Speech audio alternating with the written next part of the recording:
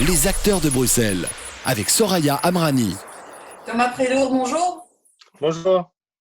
Alors, vous êtes un opérateur culturel, vous suivez de très très près la vie culturelle en tant qu'opérateur, en tant qu'observateur depuis déjà de nombreuses années. C'est vrai qu'en cette période de confinement, tous les secteurs sont impactés, mais singulièrement celui de la culture. Quel est l'état d'esprit en ce moment qui préside dans le secteur culturel?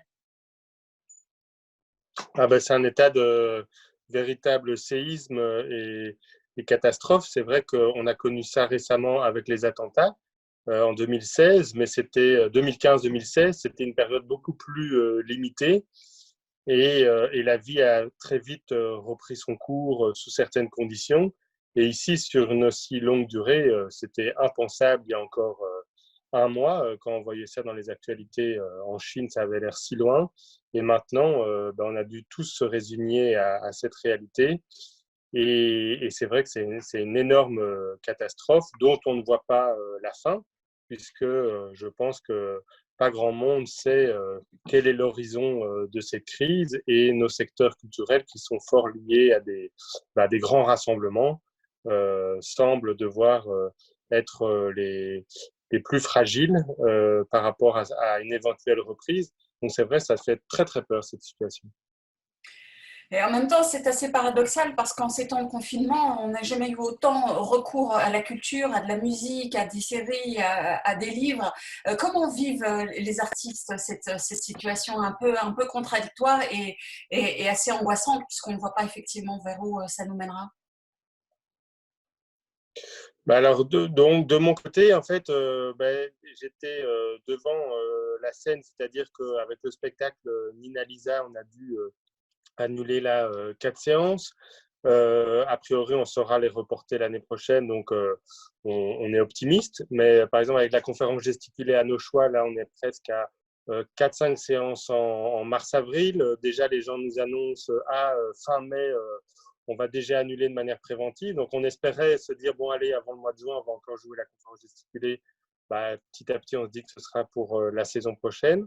Nina Lisa, on avait la possibilité de retourner à Avignon, dans un très chouette lieu du festival Off. Donc on se dit, ben voilà, juillet, on va pouvoir avoir des perspectives d'avenir. Et en fait, de plus en plus, on se dit que ce ne sera pas possible. Donc en fait, la grande difficulté, c'est cette incertitude. C'est ce flou de se dire, en fait, on en est réduit au silence. Et par rapport à la question que vous posez sur, c'est vrai, cette période, il y a beaucoup de, de, de culture sur les réseaux sociaux. Il y a plein de concerts en direct. J'en ai regardé quelques-uns. Il y en a quelques-uns des magnifiques. Et en même temps, je pense qu'il y a petit à petit aussi une lassitude. Je pense que ça doit être une période. J'aimais bien, j'avais vu quelqu'un qui disait ça doit être aussi une période pour les arts de silence et de réflexion. Et donc, on est dans cette tension entre devoir produire, devoir consommer, et on le voit avec tous les spectacles qui sont mis comme ça sur Internet, alors qu'il n'y a même pas forcément de droit d'auteur. Donc ça, c'est aussi une autre question en tant qu'observateur. C'est en fait toute cette consommation de culture sans paiement de droits. Et je ne parle pas du streaming un peu illégal qu'on pratique tous régulièrement. C'est plutôt aussi voilà, les pièces de théâtre qui sont mises sur les réseaux pour lesquelles finalement les artistes ne sont pas payés. C'est aussi de se dire, tiens, c'est de se poser et de réfléchir à qu'est-ce qu'on fait demain. Est-ce que ça va changer quelque chose dans nos pratiques? Et moi, à titre personnel, je me dis quand même, on voit que les métiers aujourd'hui essentiels, c'est les métiers de la santé qui souffrent terriblement, les métiers dans les personnes dans les magasins, les personnes, les éboueurs. Enfin, c'est eux qui font fonctionner la société. Et donc, en tant qu'acteur culturel, on se dit oui, c'est vrai qu'on a besoin de culture, et en même temps, en période de crise, voilà, il faut trouver la bonne articulation entre les métiers essentiels et puis est-ce qu'on est un métier essentiel ou pas? C'est une question que je me pose en ce moment. Pas de réponse à ce sujet-là? Non, pas de réponse, parce qu'évidemment, c'est aussi s'interroger profondément sur, sur ce qu'on fait, ses passions.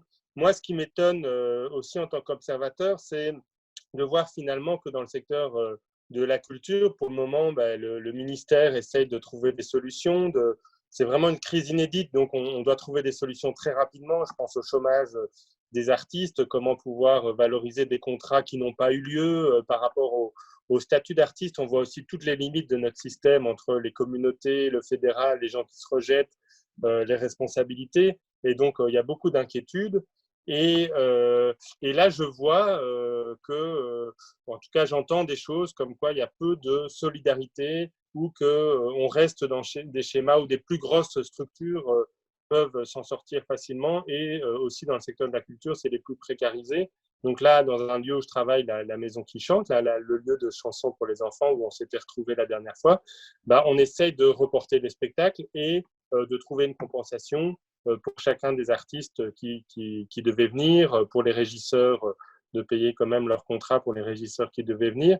Mais c'est vrai qu'on voit aussi que les inégalités qui existaient déjà dans le secteur de la culture vont s'agrandir. Et donc, c'est ça qui m'interroge surtout, c'est comment on peut résoudre les inégalités dans le secteur de la culture et dans la société en général. Alors, donc, comme beaucoup de citoyens et citoyennes, à 20h, on est sur les balcons à la fois pour célébrer les gens et aussi petit à petit dans notre quartier à Saint-Josse, on commence à parler d'un groupe qui s'appelle La Santé en lutte et donc un groupe de personnes du monde médical qui invite aussi à poser des questions aux personnes politiques qui sont aussi responsables de cette crise et donc de soutenir le corps médical et puis se préparer à aller dans la rue. Donc peut-être que pour les artistes, ce sera d'aller encore plus dans la rue, aux côtés non seulement des autres artistes, mais aussi de tous les autres métiers essentiels de la société, puisqu'il faut beaucoup plus de solidarité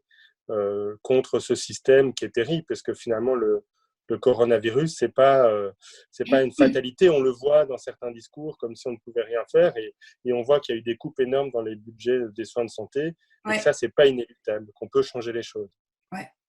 Merci beaucoup, Thomas Prédour. Et puis, on croise les doigts pour Avignon. Oui, merci. Et je rappelle qu'on peut toujours réécouter l'émission qu'on avait faite ensemble, précisément, c'était à la Maison qui chante, c'était en octobre dernier. Merci beaucoup, Thomas. À bientôt. À bientôt, au revoir. Les acteurs de Bruxelles.